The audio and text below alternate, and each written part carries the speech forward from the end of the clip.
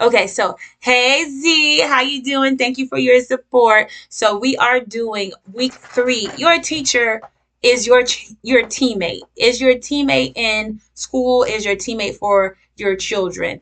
Okay, so this is super important, and we want to make sure that we are doing things to build positive relationships with the people that are seeing your children. Now, just something to think about. Your child spends more hours with their teacher during the school week than with you. So it's really important to make that time count, make sure it matters, and make sure that we are building a relationship that is going to last for them.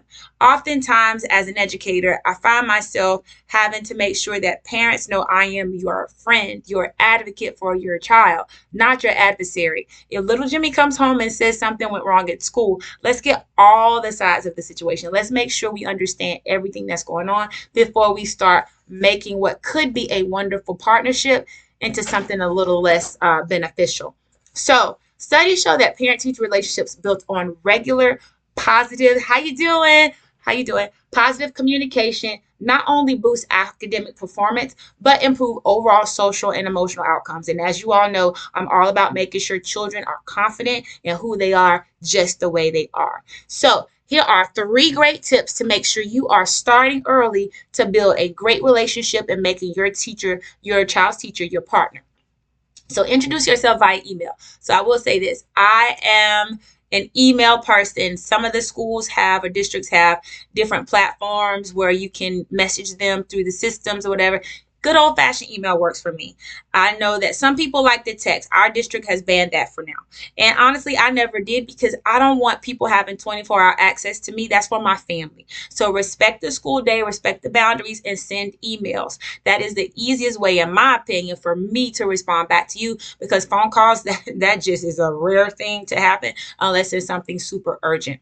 So by sending emails, you not only keep a paper trail, but it allows you to introduce yourself, share some things about your child that the teacher may or may not know, and other ways and it also gives them access to your contact information right off the top. Because sometimes we change our phone numbers, addresses, email addresses, and don't update it in the school systems. And then when your teacher does need to reach out to you, they don't have access to it. Okay. So also just be proactive in that. Make sure you attend parent open house and parent events. Okay. So I know in my district, we have a lot of different things at my specific school. We have parent engagement activities after school, before school hours, and also before school even starts. So you make sure that you attend these things, at least one of them a month, so that you can become familiar with what your child is dealing with every day. Again, they spend more time with the teachers at school. So you need to know, what is school like?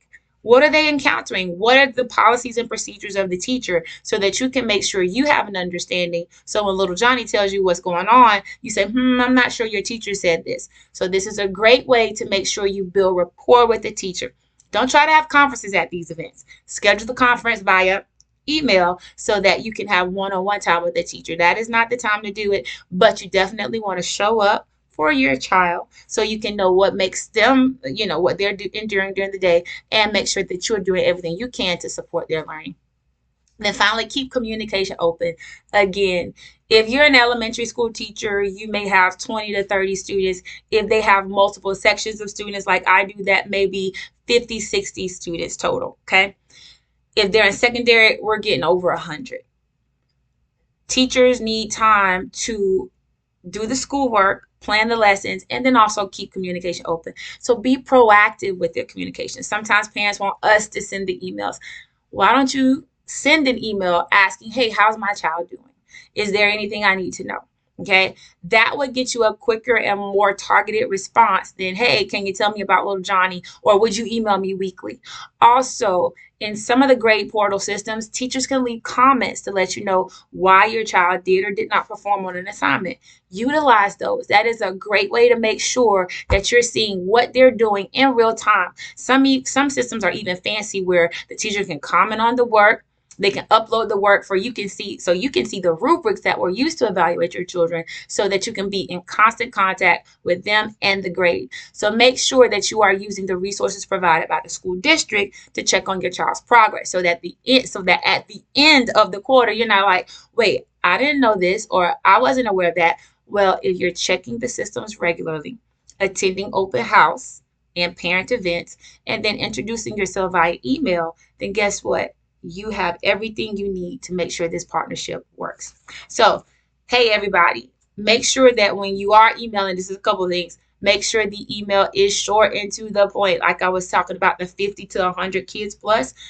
We can't read dissertations, but I can read something that's short, sweet, succinct, and bulleted. So make sure you're doing that. Um, if you know that your child is a little quirky or have some special things that could be misinterpreted by a teacher, make sure you say, "Hey, Miss So and so, I wanted to introduce myself. I'm blah blah's mom or dad, and I just wanted to let you know that sometimes when he looks at you crazy, he's really just thinking. He's not being rude or disrespectful. He just wants you to make sure that he understands what you're saying and vice versa." So just make sure you show that you all are a collaborative partner, that you're working together, and it'll help you have a wonderful year. Just think about it this way: if you start off adversarially, then guess what? That teacher still has to teach your child for the rest of the school year. Now, we're trained to make sure that we stay cordial in our relationships and do what's best for children, but we're human too. So let's make sure that we know that it is a partnership. Okay, so one other thing you can do is share positive updates. Like if they're doing science projects and things like that. Hey, you know what? Susie's loving this project. I love that you are teaching them so and so. So is there anything I can do at home to support? Or how can I help you with whatever you need in class? So just little things. What would you enjoy if you was a teacher? What would help you make sure that you are doing your job better and use that as your litmus test? So here's the thing. I want you to tell me in the comments what have you introduced yourself to your child's teacher this year? Or what are some ways you keep the communications open with parents or teachers of your children? Let us know in the comments so maybe we can take some ideas. And hopefully you all will join me next week. We'll be talking about friends and making sure that we are having your children are building friendships that are positive and not being reactive to bullying and things of that nature. So also, if you click the link in bio, you can get the free recap of today's tips in a tip sheet form and get all of our tips for the rest of the lives. And then, my discount code on my website is not there anymore. But if you want a discount, let me know and I'll send you a discount code because I want to see everybody who's coming in here and getting these tips. And let me know what you want to learn about. If you're a parent and it's something you really want to know from a teacher's perspective, I've been teaching for 20 years. Let me know what you need tips on, what you want to know. And I can make sure that these lives are beneficial for you and everybody else because somebody else probably got the same question. Okay. So with that being said, thank you for joining me. I hope you find these helpful. If you do, please subscribe to my YouTube because that's where I'm housing all of these, or follow me on Instagram because we do those and plus a lot of other stuff with our business. And I would just love to have you in our network and make sure that I'm doing stuff to help make sure your children are affirmed and that we're building strong families together. Take care, y'all. Bye.